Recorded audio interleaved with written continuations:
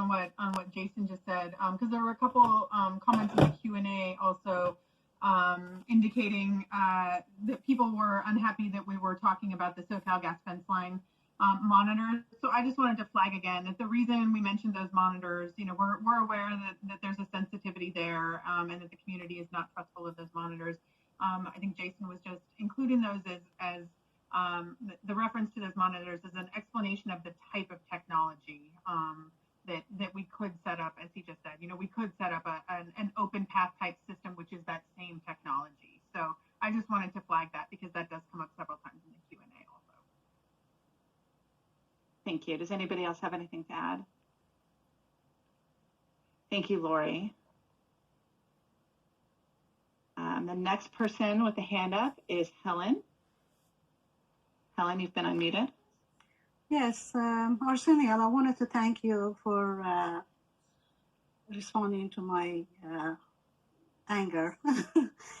That's the best way to put it. And I hope you don't, if you're honest in what you're saying, I hope you stay on the project and you don't disappear, because the system is corrupt, as we know. And right now there is no trust in Department of Health or county in general, especially county legal, because they're controlling everything and they're blocking everything. Any question we have from health department, they say, well, county legal is telling us not to ask for chemical list and this and that. And they do not come to the community, face the community. And this is very, very disrespectful, how can you trust a system like that? And I just hope you stay on this if you're honest and you really have communities back. And another thing, you guys were saying that we have so many ways of reporting and air quality. It is true we can report it through AQMD, but sometimes it takes 2 days for them to come out. I smell something, I report it, and 2 days later I get a call. Of course the smell is gone after 2 days. What kind of air quality are they going to check after 2 days? This is just has been such a disappointing last 5 years. Thank you. Thank you, Helen. I can respond to that. Typically for our 1-800-CUT smog line during business hours, we respond to every complaint during business hours. If it's on the evening or the weekend, there is a delay for us to get out there, but I will report back to our Office of Compliance. Obviously, our challenge is, which is not the answer that the community wants to hear, is, we regulate public nuisance. So that is a challenge. If we only get a few calls, it doesn't mean that there's not an event or occurrence, but that will typically not result, absent some specific fact situation, result in a public nuisance for government action. And so that's why it's always a challenge. But anytime there is a cluster, and there has been some, I think within the last 6 or 9 months, we immediately deploy not only our inspectors, but our monitoring team, because we don't want to miss identifying the source and to hold them accountable. So we do understand sometimes if you are the sole or a few people complaining, it may not get the attention that you expect, but we always audit the complaints and see what's going on, because even if it's a single person, it may be just affecting that household, and then we don't limit ourselves or restrict trying to find out, if it's a public nuisance. So, I will take that back to our compliance department, because that's something we always reevaluate to have the best approach based upon the specific situation for a specific community. Helen, I see your hand went back up. You still actually have the floor, so I think you can unmute yourself. Does that work? Yeah, I'm sorry to be taking so much time, but this is my only chance to get my questions answered. First of all, with Alicia, I heard with just 2 calls, you guys are supposed to respond, AQMD people. And same thing with the dump, Sunshine Canyon. And also, I would really, really love to know what you guys have been doing for the last over 2 years of this consent decree has been approved. What have you been doing?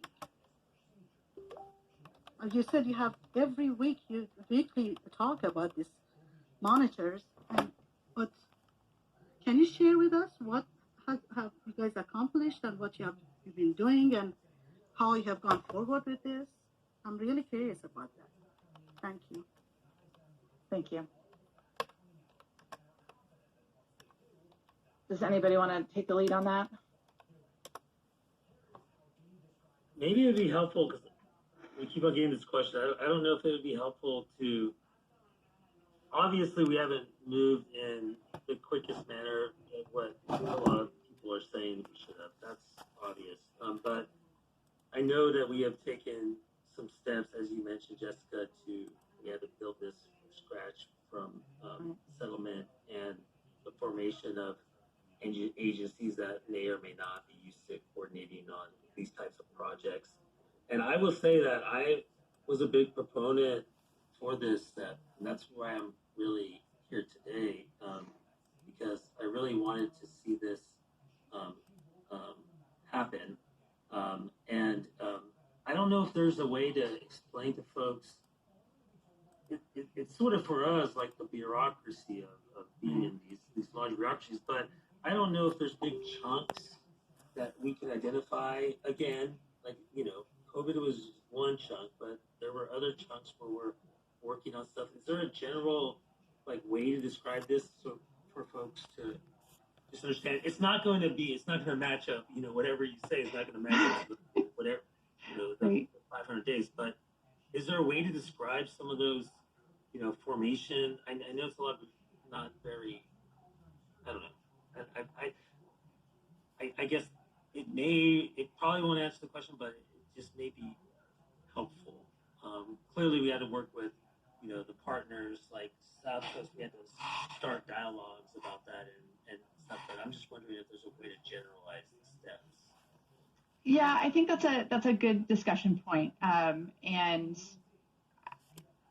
I also agree with you, Arsenio. Probably one of the hardest things to do to describe to people who don't live the government bureaucracy every day is the pace at which government works, and frankly the pace at which litigation happens and things. And if I were in the community, I would think 5 years is an incredibly long amount of time, and I would think 2 years is an incredibly long amount of time. One of the things that happened with this is, so in a lot of circumstances, we front load the paperwork, and I know paperwork sounds really frustrating to people, but there are really important things that we have to do to set up the funds where all the money is going to be housed, right? So all the money comes in and we have to create a fund for that money to go into. And then we have to create agreements with the people who are going to receive the money. And this isn't the only step that we've been working on. There are 6 steps in total from this consent decree. And so normally we would have that paperwork done before we got to the consent decree, but the consent decree, we were able to get that in a moment in time when we got over $45 million towards steps, and we wanted to grab that when we could. And that means we've had to do some of the paperwork on the back end, and that can take time, setting up funds and getting paperwork together, and then getting the right personnel from each agency to join this team and hop on board in terms of building the program. And those things, take a little bit more time. I think in your example that you gave that still took quite a while, those were folks whose sole job or the primary focus of their work was getting something like that set up. And I'm going to be honest here and just say, for me, this is new ground for me. I'm a litigator. That's what I do. I've litigated my whole career of 20 years, but setting up a SEP is frankly fairly new to me. And so I'm not an expert at it. And it isn't moving at the speed, say, that I might be able to prep for a depo or prep for trial. So that's my personal explanation of what has taken the time. I don't know if folks on our team want to add any other thoughts. Can I add one thing? Because you raised an important point. So I've helped write some of the laws around supplemental environmental projects that are in state statute. And I think this is the reason why, because of you're taking, usually attorneys who are used to cranking away on litigation. This is what makes getting SEPs actually done very difficult, because a lot of attorneys will say, forget that, I'm not a project manager. I can't manage that, or I don't have the expertise or for it. It's so out of my element that it's so much easier to take that money and pop it into an enforcement account. That's the easy that's the easy thing to do. The difficult thing to do is take that money and push it back to the benefit, hopefully, to that community that suffered that harm. And so you do have people who, shy away from steps because they don't want to deal with the project management stuff, or there's no easy check to cut to an agency or a company that can just do it and you don't have to worry about it. This one's a little bit different. And so that's why, it may be taking longer than others. Again, thank you for at least sharing a little bit of that, Jessica. And I know for the community, it's not going to be the silver, the silver bullet answer, but I hope that gives some perspective, and I hope as we move forward that we could gain some of your trust.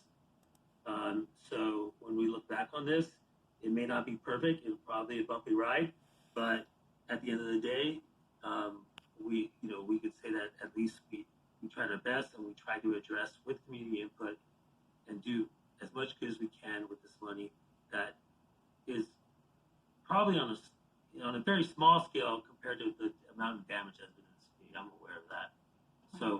So we have an obligation to make sure these funds get put to use the right way.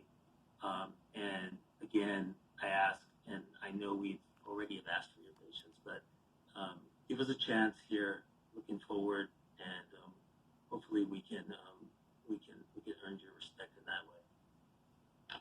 Thank you, Arsenio. Jessica. Yeah, please, Nick.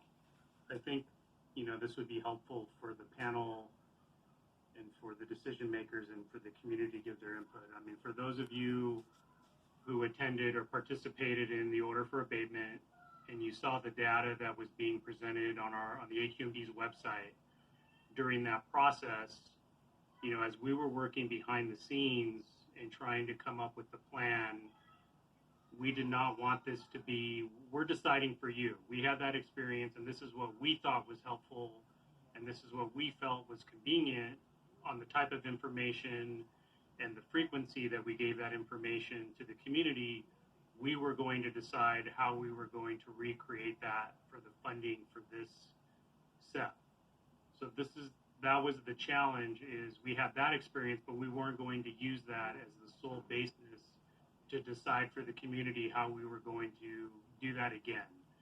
And so that would be really helpful to say, you know what, you putting spreadsheets, because I share the same technical level as many members of the community. So putting a bunch of spreadsheets with numbers in a column, that may not be as helpful as saying, okay, here is a level, and this is the level of concern that we have.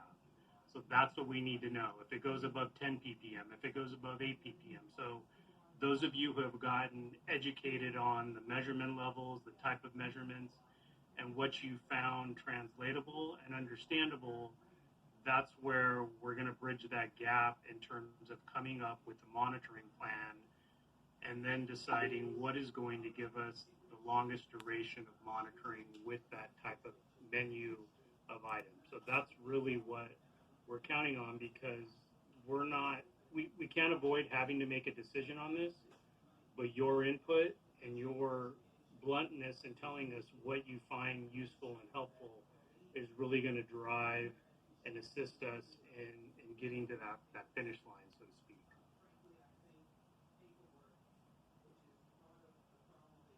Thank you, Nick. I appreciate that.